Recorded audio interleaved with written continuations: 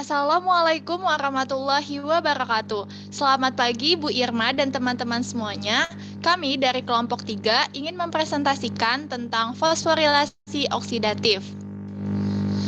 Sebelum melakukan presentasi, izinkan saya untuk memperkenalkan anggota dari kelompok 3, diantaranya adalah Agus Setiawan, Givenia Almayunita, Winda Nurahayuni, dan Cika Safa Maura. Adapun topik pembahasan yang akan kita bahas yaitu sejarah fosforilasi oksidatif, pengertian fosforilasi oksidatif, tujuan fosforilasi oksidatif, dan peran fosforilasi oksidatif. Serta ada juga komponen dan mekanisme fosforilasi oksidatif, jumlah ATP pada fosforilasi oksidatif, mekanisme pengendalian fosforilasi oksidatif, dan yang terakhir terdapat video fosforilasi oksidatif. Nah, pembahasan yang pertama tentang sejarah fosforilasi oksidatif akan dijelaskan oleh teman saya.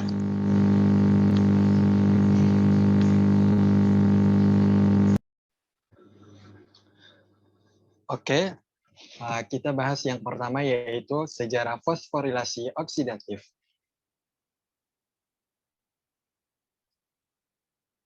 Fosforilasi oksidatif atau yang biasa disebut dengan transfer elektron ditemukan pada tahun 1948 oleh Eugene Kennedy dan Albert Lehninger yang merupakan proses produksi ATP dari NADH dan FADH2 yang dihasilkan dari glikolisis, dekarboksilasi oksidatif, dan siklus Krebs. Terjadi dilakukan membran dalam atau krista mitokondria.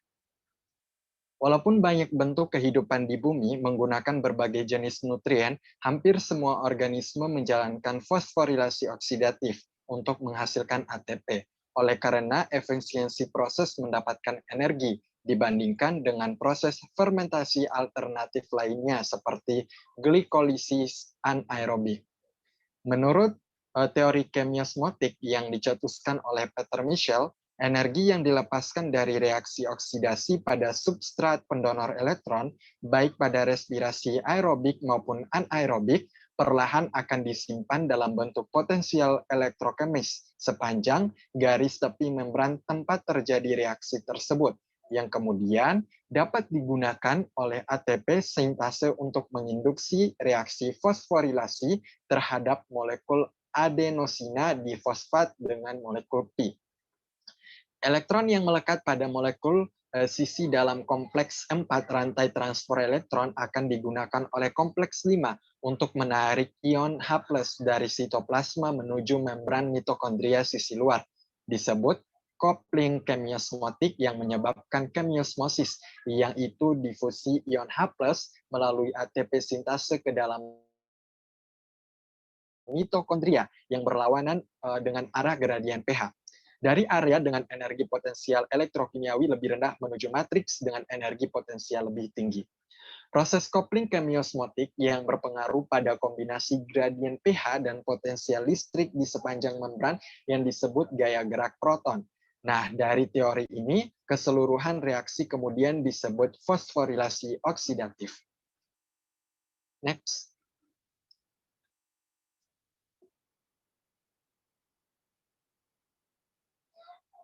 Oke, selanjutnya yang kedua adalah pengertian fosforilasi oksidatif.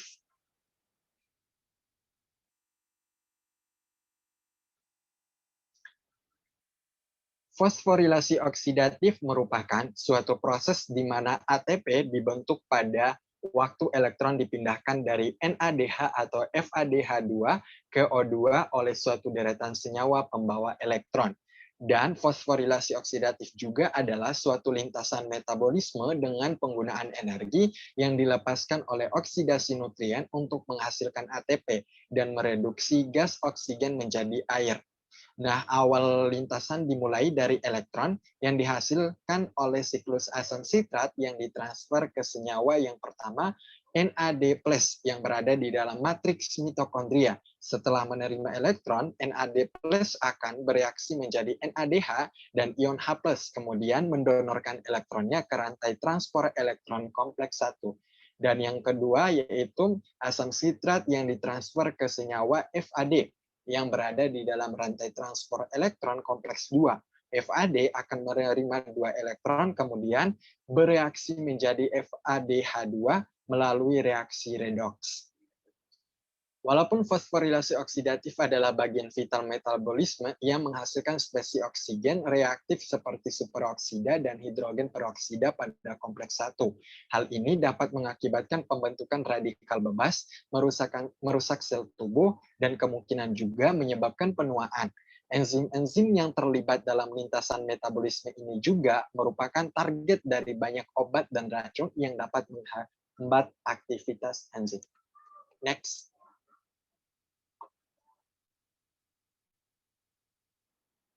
Tujuan transfer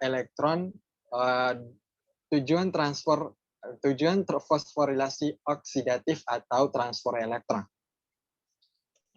Nah, adapun tujuan umumnya yaitu fosforilasi oksidatif bertujuan untuk menghasilkan ATP dan mereduksi gas oksigen menjadi air.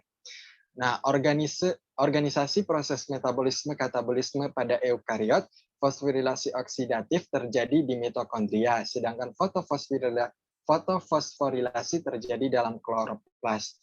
Fosforilasi oksidatif ini melibatkan reduksi O2 menjadi H2O dengan pendonoran elektron oleh NADH dan FADH2. Nah, pengetahuan tentang sintesis ATP dalam mitokondria dan kloroplas berdasar pada hipotesis oleh Peter Michel pada tahun 1961 yang berdasar pada perbedaan konsentrasi proton transmembran teori kemiosmotik. Chemiosmotic coupling, hipotesis dikemukakan oleh Peter Michel pada tahun 1961 menjelaskan bagaimana ATP disintesis dari ETS dan fosforilasi oksidatif itu terdiri dari 4 prinsip. Yang pertama yaitu energi yang dihasilkan oleh transfer elektron menghasilkan sistem transfer aktif. Yang kedua, sistem transfer aktif memompa proton dari matriks ke ruang intermembran. Yang ketiga, gradien proton terbentuk dengan pH di luar lebih rendah dibanding di dalam. Proton yang ada di dalam bertendensi untuk keluar untuk menyamankan kondisi pH. Yang keempat, ketika proton keluar matriks, energi bebas terbentuk sekitar 21 kJ per mol untuk setiap H dan digunakan untuk menghasilkan ATP. Next.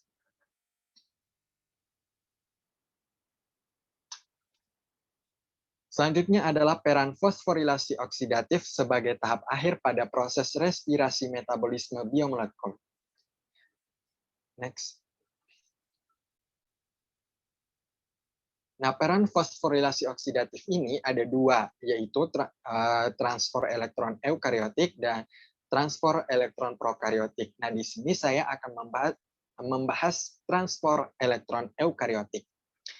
Nah, pada eukariota, enzim-enzim pada sistem transfer ini menggunakan energi yang dilepaskan dari oksidasi NADH untuk memompa proton melewati membran dalam mitokondria. Hal ini menyebabkan proton terakumulasi pada ruang antarmembran dan menghasilkan gradien elektrokimia di sepanjang membran. Energi yang tersimpan sebagai energi potensial ini kemudian digunakan oleh ATP sintase untuk menghasilkan ATP. Mitokondria terdapat pada hampir semua eukariota dengan pengecualian pada protozoa anaerobik seperti Trichomonas vaginalis yang mereduksi proton menjadi hidrogen menggunakan hidrogenosom. Nah, inilah disebutnya pada transfer elektron eukariotik ini menggunakan energi yang diloloskan dari oksidasi NADH kepada memompa proton melintasi membran dalam mitokondria. Selanjutnya akan dibahas oleh teman saya.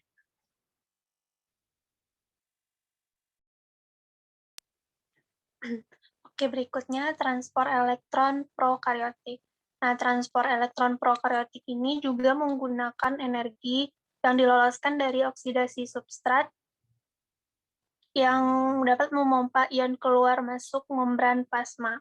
Nah, rantai transfer elektron prokariotik ini berbeda dengan banyaknya kemiripan dalam struktur dan fungsi rantai transfer elektron pada eukariota. Yang mana eukariota memiliki banyak jenis enzim transfer elektron yang sangat bervariasi. Nah, enzim-enzim yang bervariasi ini pula dapat menggunakan senyawa kimia yang bervariasi sebagai substrat.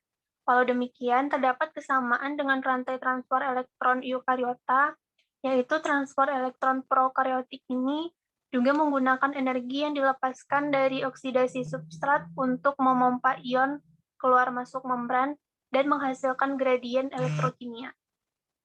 Nah, fosforilasi oksidatif bakteri ini utamanya bakteri Escherichia coli telah dipahami secara mendetail, manakala pada Archaea hal ini masih belum dipahami dengan baik.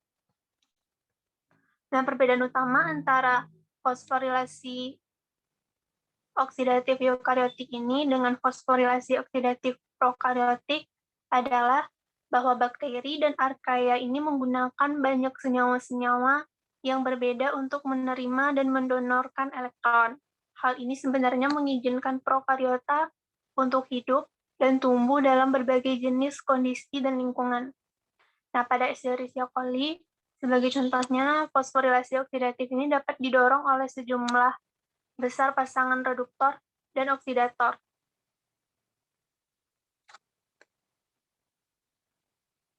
Beberapa prokariota menggunakan pasangan redoks yang hanya memiliki perbedaan potensial titik tengah yang kecil.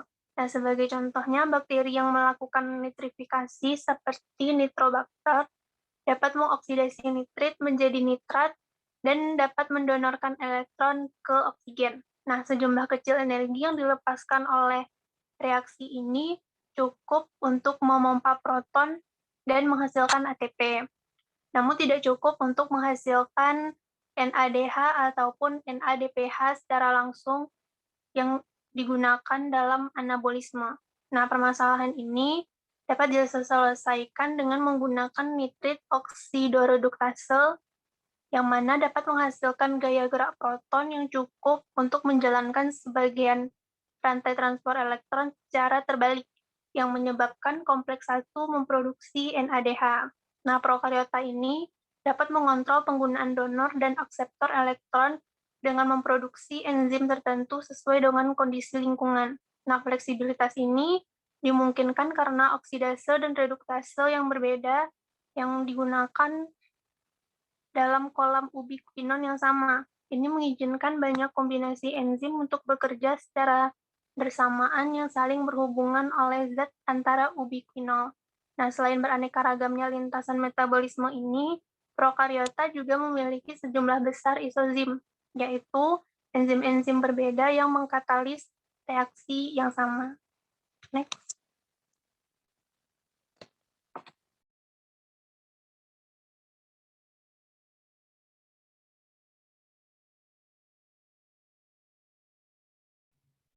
Nah, selanjutnya yaitu ada bahasan tentang komponen dan mekanisme fosforilasi oksidatif. Next.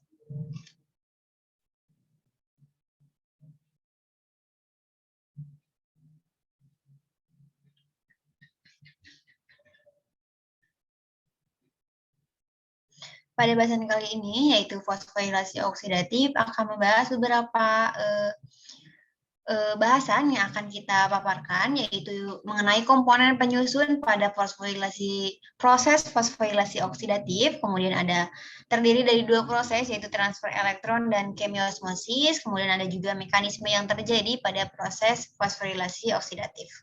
Next.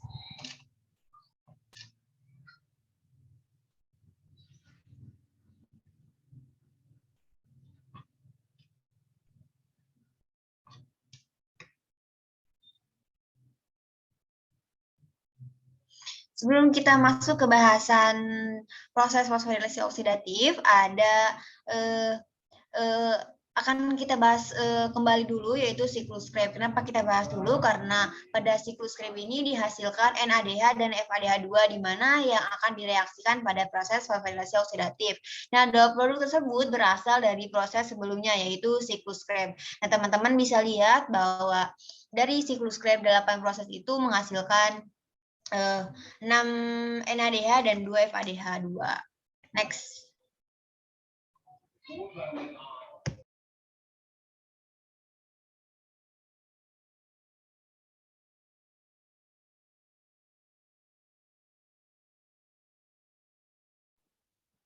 berikut merupakan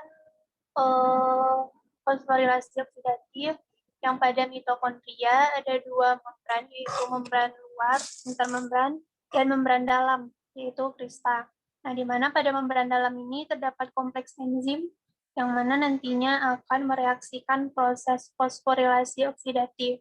Nah, prekursor pada sistem rantai transport ini elektron, yaitu senyawa NADH dan FADH2 yang diperoleh dari piruvat, dekarboksilat, oksidatif, dan siklus Krebs. Nah, di sampingnya terdapat gambar lokasi terjadinya transport elektron. Yang mana ini adalah gambaran mitokondria. Pada sistem ini, FADH dan NADH-nya itu diperoleh dari piruvat atau siklus Krebs. Next.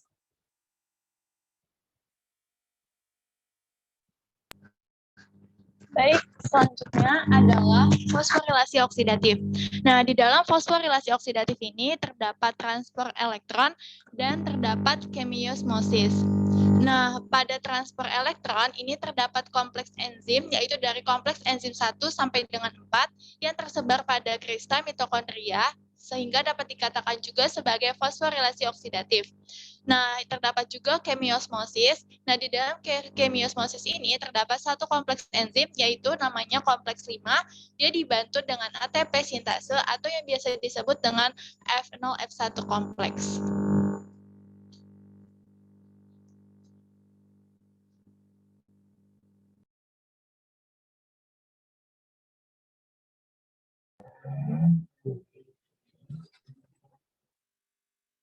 Nah, berikut transport elektron atau rantai respirasi. Nah, pada transport elektron ini, rantai transport elektron ini merupakan serangkaian reaksi redoks. Nah, tahapan terakhir dari reaksi respirasi ini yaitu aerob. Nah, rantai transport elektron ini merupakan serangkaian reaksi oksidasi reduksi atau redoks yang mana masing-masingnya itu melibatkan oksidasi dari suatu molekul atau donor elektron yang disertai dengan reduksi dan dari molekul lain atau akseptor elektron. Nah, rantai transport elektron ini adalah tahapan terakhir dari reaksi respirasi aerob yang mana meliputi proses perpindahan elektron dari molekul donor, misalnya NADH, substrat organik, menuju akseptor terakhir yaitu oksigen. Nah, transport elektron ini sering juga disebut sebagai sistem rantai respirasi atau sistem oksidasi terminal. Transport elektron ini berlangsung pada krista atau membran dalam mitokondria. Maka kemudian sistem transport elektron ini juga dikatakan fosforilasi oksidatif. Nah, molekul yang berperan penting adalah NADH dan FADH2. Molekul lain yang ikut berperan ada oksigen, koenzim Q, sitokrom A, B, dan C. Nah, NADH dan FADH ini berintegrasi dengan oksigen dan enzim sitokrom untuk menghasilkan air dan ATP. Next.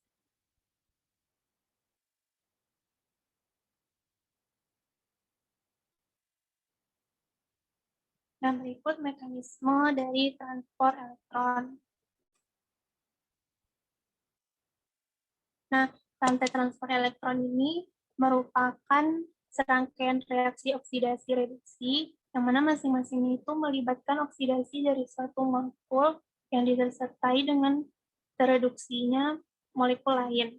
Nah, rantai transport elektron ini juga merupakan tahapan terakhir dari reaksi respirasi aerob yang meliputi proses perpindahan elektron dari molekul donor atau misalnya NADH substrat organik menuju akseptor terakhir yaitu oksigen.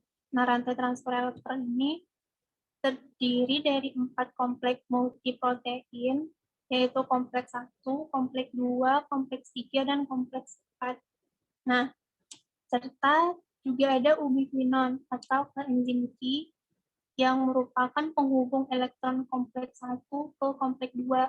Nah, molekul hidrofobik kecil ini merupakan satu-satunya rantai transport elektron yang bukan merupakan protein.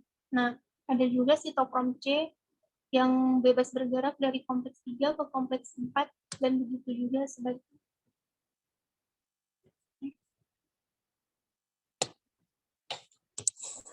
Membran dalam mitokondria terdapat kompleks protein 1 hingga 5.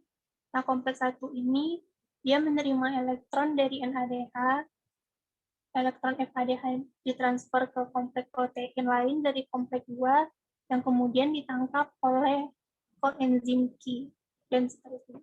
Nah, protein kompleks yang mentransfer elektron dikenal sebagai sistem transport elektron. Dari kompleks 1, 2, selanjutnya akan masuk ke kompleks 3. Nah, dan kemudian menuju kompleks 4 yang dibantu oleh sitokrom C. Dan terakhir masuk ke kompleks 5 atau yang disebut dengan ATP sintase. Next.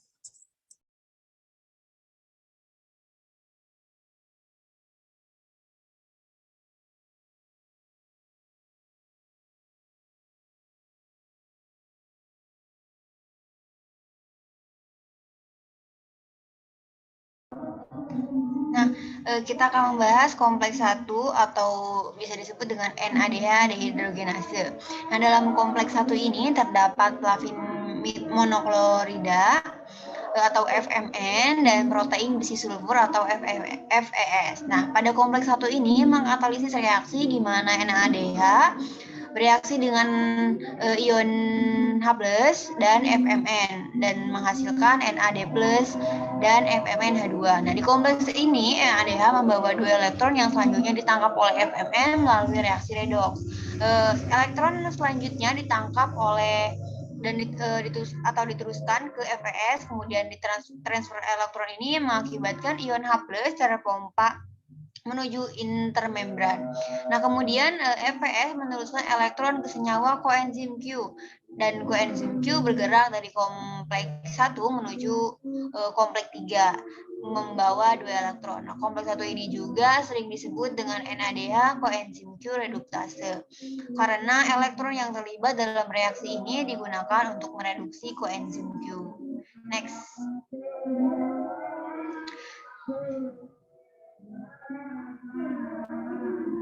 Selanjutnya yaitu kompleks 2 atau suksinat dehidrogenase. Nah, pada kompleks 2 ini merupakan tempat masuknya FADH2. Nah, kalau misalkan NADH masuk dari kompleks 1, kalau misalkan FADH2 masuk dari kompleks 2. Nah, 2 elektron dari FADH ini dibawa masuk oleh FADH ke rantai transfer elektron melalui kompleks 2 dan ditangkap oleh FAD. Nah, lalu ditransfer lagi ke FES. Nah, pada kompleks ini tidak terjadi pelepasan ion H+ melewati membran. Kemudian dari FES akan ditransfer ke koenzim Q yang nantinya juga dibawa ke kompleks 3. Nah, kompleks 2 ini sama-sama punya FES seperti kompleks 1 dan disebut juga sebagai enzim suksinat koenzim Q reduktase. Next.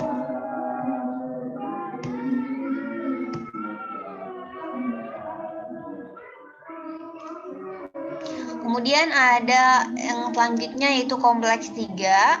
Nah, kompleks 3 ini memiliki 3 protein karir yaitu sitokrom B, pusat FES, dan sitokrom C1. Pada kompleks 3 ini menerima elektron dari koenzim Q yang diterima kemudian oleh sitokrom B dan kemudian diterima oleh sitokrom B. Nah, kemudian sitokrom B elektron ini ditransfer lagi ke FES dan dilanjut ke sitokrom C1. Transfer ini mengakibatkan ion H+ bergerak menyeberangi membran seperti pada proses yang terjadi pada kompleks 1. Nah, selanjutnya elektron di sitokrom C1 oleh sitokrom C dibawa oleh kompleks 4. Next.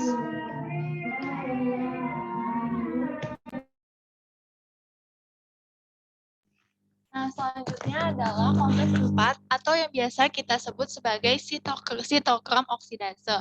Nah, di dalam kompleks 4 ini, dia si sitokrom oksidasenya itu terjadi katalisis transfer elektron dari ferrous trichrome C atau bentuknya itu dia tereduksi, kemudian ke oksigen. Nah, itu ada persamaannya 4H+ ditambah setengah O2. Nah, kemudian dia akan pindah ke H2O. Nah, kemudian si sitrochrome oksidasinya itu dia mengandung 2 gugus, yaitu gugus Hem, di mana gugus Hemnya itu ada gugus Hem A dan gugus Hem A3. Nah, di mana dalam gugus Hem itu dia terdapat tembaga, yaitu CuA dan CuB. Nah, sitrochrome oksidase ini mempunyai afinitas yang sangat tinggi terhadap oksigen, sehingga memungkinkan rantai respirasinya ini berfungsi dengan kecepatan yang maksimum sampai dengan jaringan kehabisan oksigen atau yang biasa disebut dengan O2. Nah, lanjutnya yaitu elektron itu dia akan dialirkan ke O2 atau oksigen untuk direduksi sempurna menjadi 2H2O. Nah, di mana jika sudah tereduksi, dia akan melanjutkan atau mengalirkannya ke dalam hidrogen peroksidase, dia menjadi H2O2. Nah, jika O2 menerima hanya 1 elektron, maka produknya itu yang dihasilkan yaitu radikal superoksida. Nah, selanjutnya kompleks 4 ini akan berlanjut ke kompleks 5. Nah, kompleks 5 ini biasanya disebut dengan sintesis ATP atau ATP sintase. Nah, di dalam kompleks 5 ini, F1 ini merupakan bagian dari kompleks 5 yang akan menghasilkan ATP pada saat proton masuk dari ruang intermembran ke matriks. Lalu di dalam kompleks 5 ini juga dia terdapat antibiotik oligomisin yang mampu terikat pada F0 kompleks dan menghambat aliran proton. Nah, bisa dilihat ya teman-teman gambar dari kompleks 5 ini. Nah, di dalam kompleks 5 ini dia juga terdapat perubahan dari ADP menjadi ATP. Nah, ion hidrogen dari kompleks 5 ini akan bergerak menuruni gradien konsentrasi melewati ATP sintase, kemudian menggerakkannya, dan dari gerakan tersebut mampu memfosforilasi ADP menjadi ATP. Begitu prosesnya.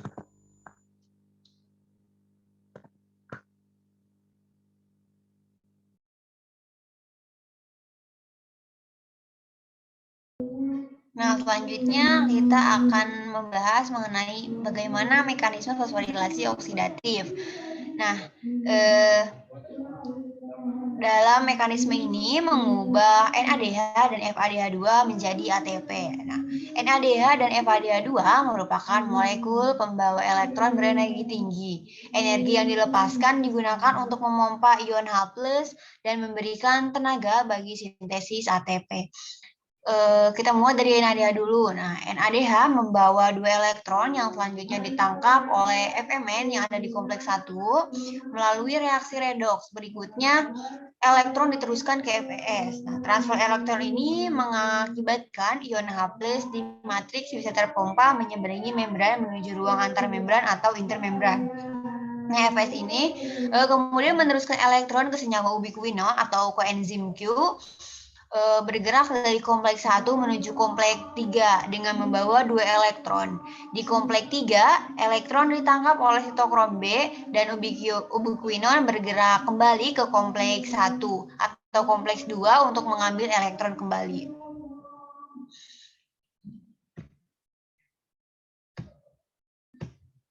Nah, elektron dari sitokrom B ditransfer ke FES, kemudian ke sitokrom C1.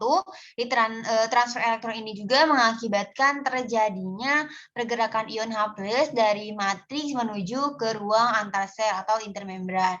Nah, selanjutnya elektron dari sitokrom C1 diangkut oleh sitokrom C dari kompleks 3 menuju ke kompleks 4. Setelah sampai di kompleks 4, elektron diterima oleh sitokrom A mentransfer elektronnya ke sitokrom A3. Nah, ini juga mengakibatkan ion H+ bergerak menyeberangi membran dari matriks menuju ke ruang antar membran.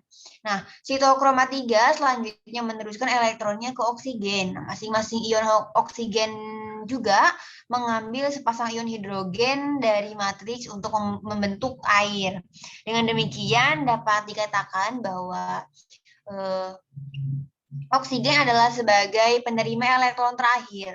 Selanjutnya, ion H+ yang sudah dipompa ke ruang antarmembran bergerak menuruni gradien konsentrasi melewati ATP sintase. Nah, aliran H+ memberikan tenaga bagi ATP sintase untuk bergerak memutar.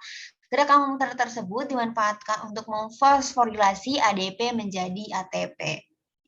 Sama halnya dengan ion H+ dari kompleks 1, ion H+ dari kompleks 3 dan kompleks 4 juga mengalir menggerakkan ATP sintase sehingga terjadi fosforilasi ADP membentuk ATP. Dengan demikian fosforilasi oksidatif satu molekul NADH menghasilkan sekitar 3 ATP. Nah, selanjutnya berbeda dengan NADH, dua elektron yang dibawa oleh FADH2 memasuki rantai transfer elektron melalui kompleks 2 dan ditangkap oleh FAD di dalam kompleks. Selanjutnya, elektron ditransfer ke FeS. Pada kompleks ini tidak menyebabkan terjadinya pergerakan ion H+ melewati membran. Nah, selanjutnya elektron dibawa oleh ubiquinon atau koenzim Q menuju ke kompleks 3 dan diterima oleh sitokrom B. Dari sitokrom B, elektron ditransfer kembali ke FeS dan kemudian ke sitokrom C1. Nah, transfer elektron ini mengakibatkan ion hidrogen bergerak menyeberangi membran. Nah, selanjutnya, sitokrom C bergerak mengangkut elektron dari kompleks 3 ke kompleks 4. Di kompleks 4, elektron diterima oleh sitokrom A, dan dari sitokrom A, elektron ditransfer ke sitokrom A3, disertai dengan pergerakan ion H+ menuju ke ruang antar membran atau intermembran. Nah, elektron dari sitokrom A3 ini ditangkap oleh penerima elektron terakhir, yaitu oksigen. Dan masing-masing atom oksigen juga mengambil sepasang ion hidrogen membentuk air. Atom oksigen di sini direpresentasikan sebagai setengah O2, untuk menekankan bahwa rantai transfer elektron mereduksi oksigen molekuler. Nah, O2 bukan oksigen individual. Nah, selanjutnya ion hidrogen dari kompleks 3 bergerak menuruni gradien konsentrasi melewati ATP sintase, sehingga menggerakkan ATP sintase untuk berputar dan menghasilkan ATP dari fosforilasi ADP. Nah, begitu juga ion H+ dari kompleks 4 bergerak menuruni gradien konsentrasi melewati ATP sintase. Nah, menggerakkannya dan dari gerakan tersebut mampu memfosforilasi ADP membentuk ATP. Nah, pada mekanisme fosforilasi ini untuk satu NADH menghasilkan 3 ATP dan satu FADH menghasilkan 2 ATP. Nah, jika pada siklus Krebs menghasilkan 6 NADH dan 2 FADH2, maka pada mekanisme fosforilasi oksidatif ini menghasilkan 22 ATP. Next.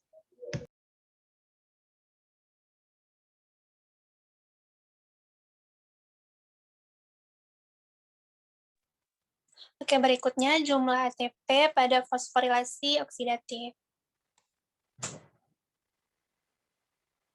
Nah, untuk satu NADH2 itu menghasilkan 3 ATP, dan untuk satu FADH2 itu menghasilkan 2 ATP. Nah, pada proses glikolisis menghasilkan 2 NADH dan juga 2 ATP, jadi totalnya ada 8. Nah, pada proses pirufat atau asetil-CoA,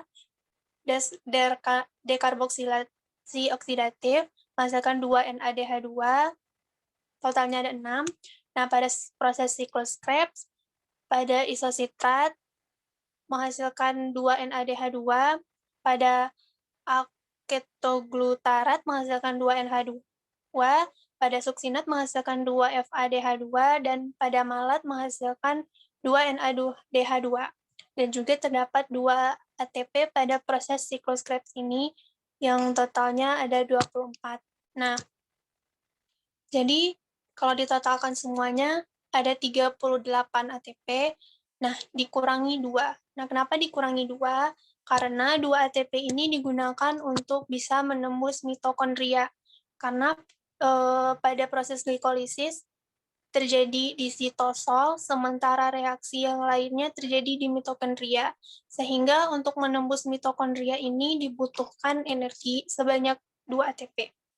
Nah, karena 2 ATP ini terpakai untuk proses perpindahan dari sitoplasma menuju mitokondria, sehingga hasil akhir total ATP semuanya adalah 36 ATP yang bisa digunakan oleh tubuh sebagai sumber energi untuk beraktivitas sehari-hari.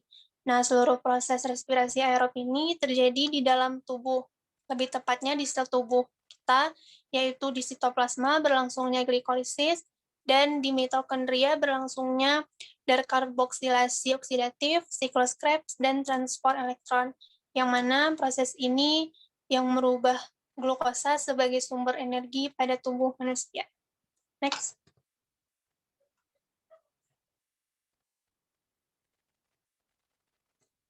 Nah, fosforilasi oksidatif ini merupakan nama yang diberikan untuk sintesis ATP atau fosforilasi dari ADP ditambah P oleh ATP sintase pada kompleks 4 yang terjadi ketika NADH dan FADH2 dioksidasi sehingga oksidatif melalui proses transport elektron. Nah, energi ini yang membebaskan pada saat transport elektron melalui kompleks 1 hingga kompleks 4 digunakan untuk mengarahkan pembentukan ATP oleh ATP sintase. Nah, konservasi energi ini merupakan kopling energi.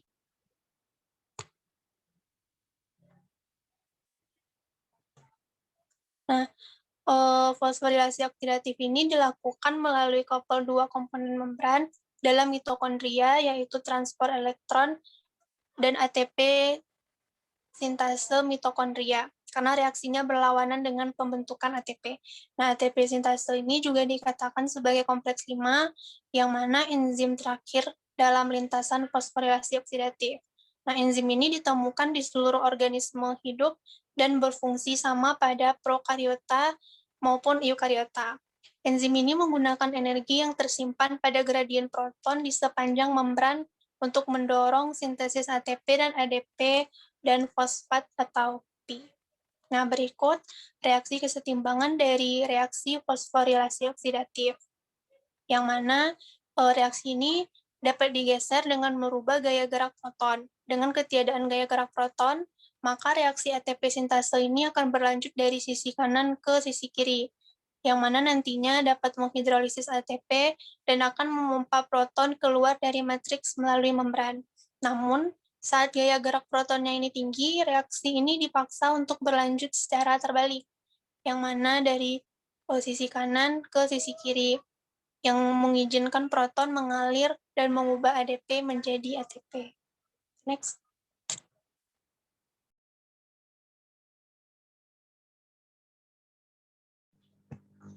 Selanjutnya yaitu mekanisme pengendalian fosforilasi oksidatif.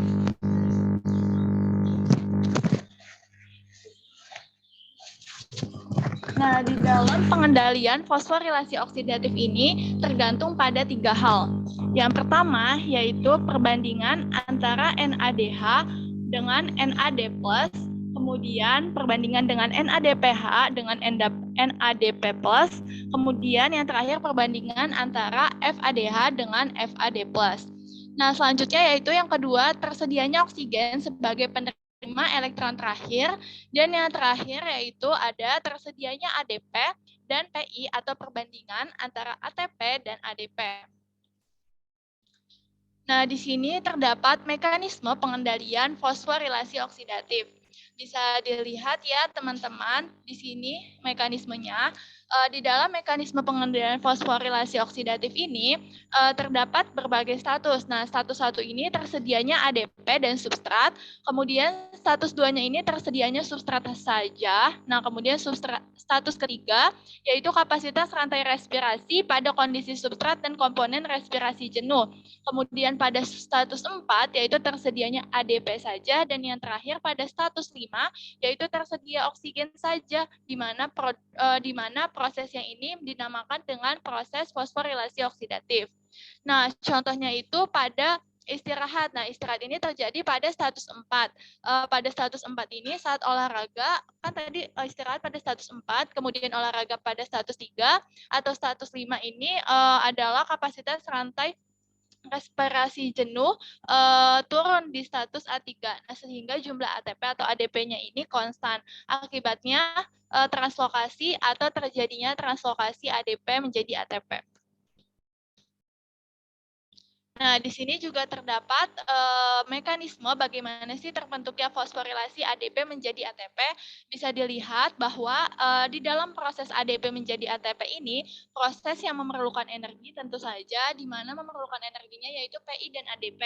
Kemudian ADP ini akan berubah menjadi ADPP+, Nah, akan berubah menjadi ATP. Dan yang terakhir ini ada inhibitor fosforilasi oksidatif. Bisa dilihat ya teman-teman, di sini terdapat mekanisme dari inhibitor fosforilasi oksidatif. Nah, inhibitor fosforilasi oksidatif ini merupakan penghambat respirasi. Dia itu terdapat 3 istilah, yaitu ada inhibitor rantai respirasi, kemudian yang kedua itu ada inhibitor fosforilasi oksidatif, dan yang terakhir itu ada pemutusan rangkaian fosforilasi oksidatif. Nah, kita bahas yang pertama, yaitu inhibitor rantai respirasi. Nah, pada inhibitor rantai respirasi ini berperan dalam mencegah substrat ini berikatan dengan enzim.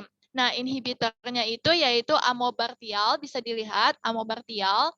Kemudian ada juga pyresidin A, kemudian retinol, steroid, dan merkuri. Nah, kemudian itu tadi yang pertama kan, istilah yang pertama yaitu inhibitor rantai respirasi.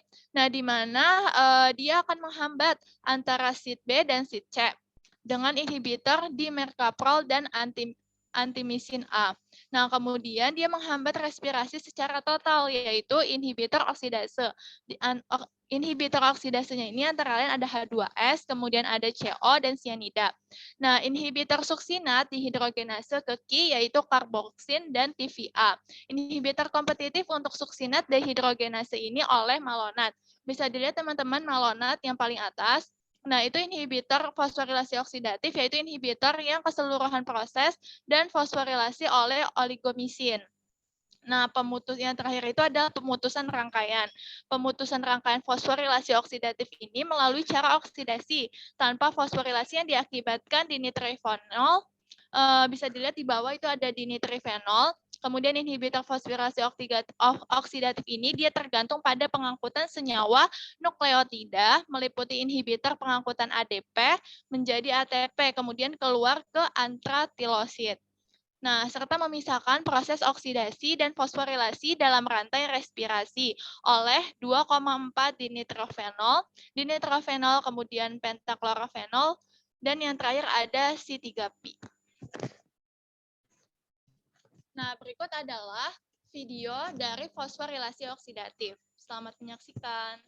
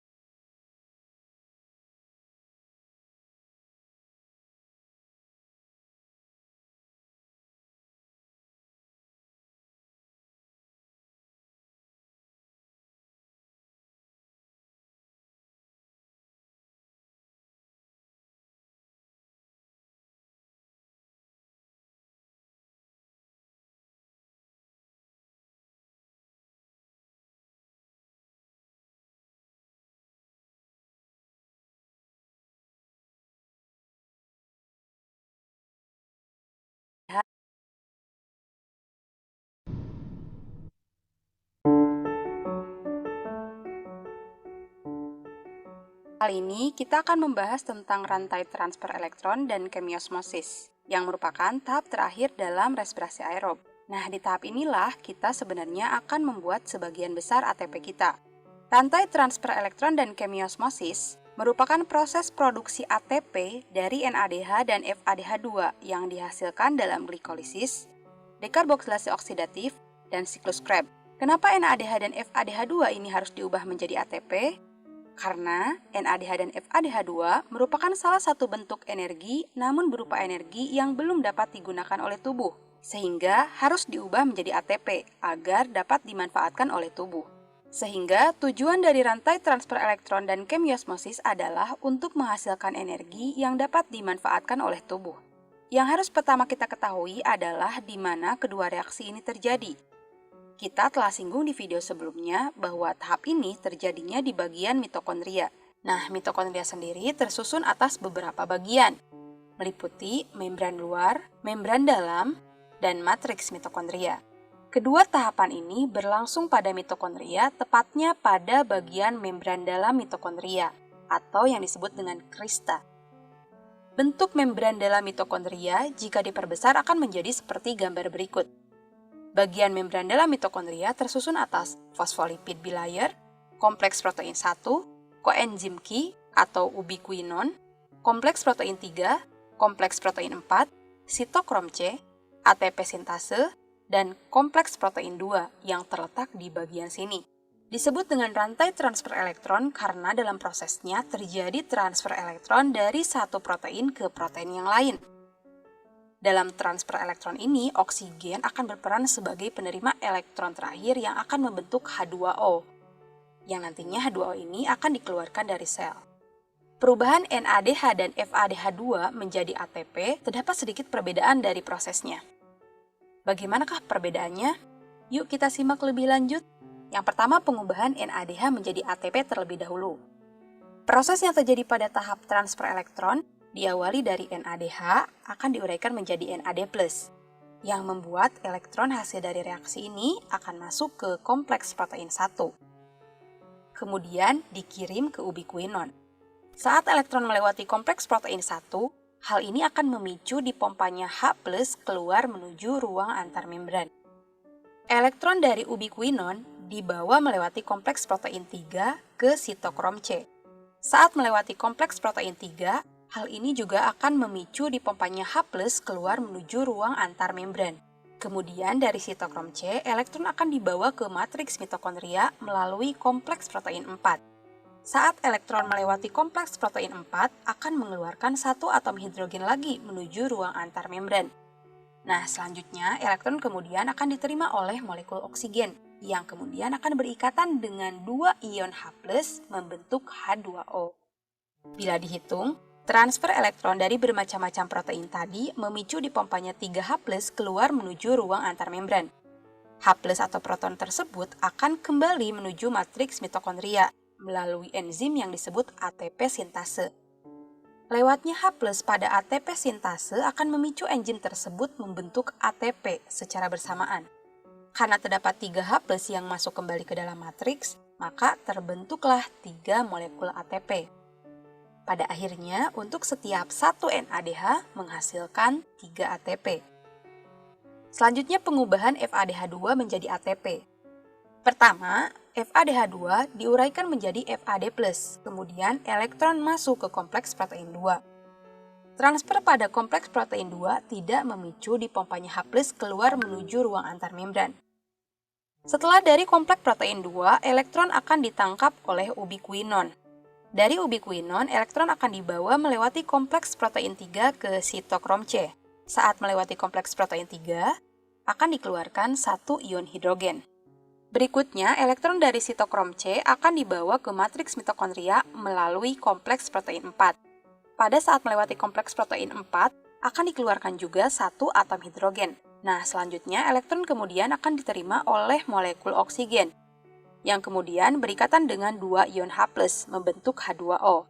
Setiap atom hidrogen yang terbentuk akan masuk ke ATP sintase untuk menjadi ATP. Jumlah ion hidrogen yang dikeluarkan berjumlah 2 untuk setiap satu molekul FADH2. Jadi hasil dari perubahan untuk setiap satu FADH2 menghasilkan 2 ATP. Nah, proses transfer elektron terjadi sampai tahap diterimanya elektron oleh oksigen, yang merupakan aseptor elektron terakhir. Sedangkan proses pembentukan ATP oleh enzim ATP sintase tersebut dinamakan dengan kemiosmosis. Nah, selesailah proses respirasi aerob. Selanjutnya, berapakah total yang dihasilkan dalam respirasi aerob? Pada proses glikolisis, dihasilkan 2 ATP dan 2 NADH. Pada proses dekarboksilasi oksidatif, dihasilkan 2 NADH.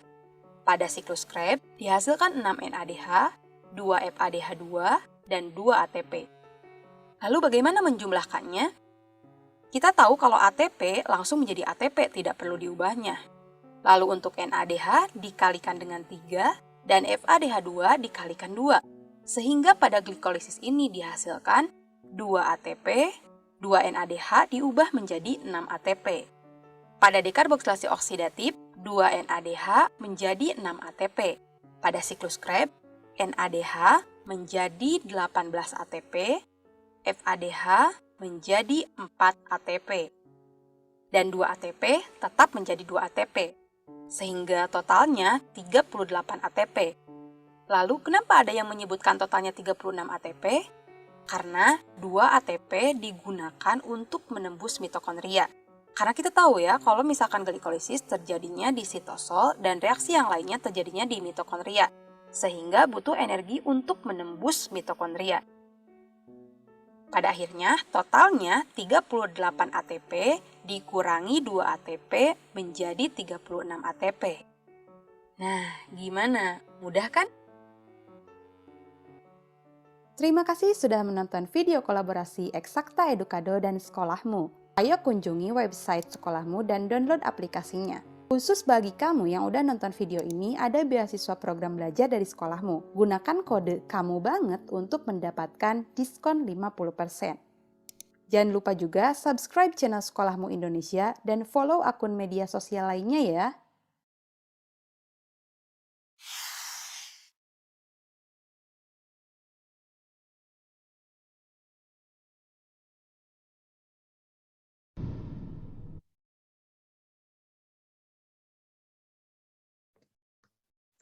Nah, berikut adalah daftar pustaka yang kami gunakan dalam menyusun PPT kelompok kami. Sekian presentasi dari kelompok 3, kurang lebihnya mohon maaf. Wassalamualaikum warahmatullahi wabarakatuh.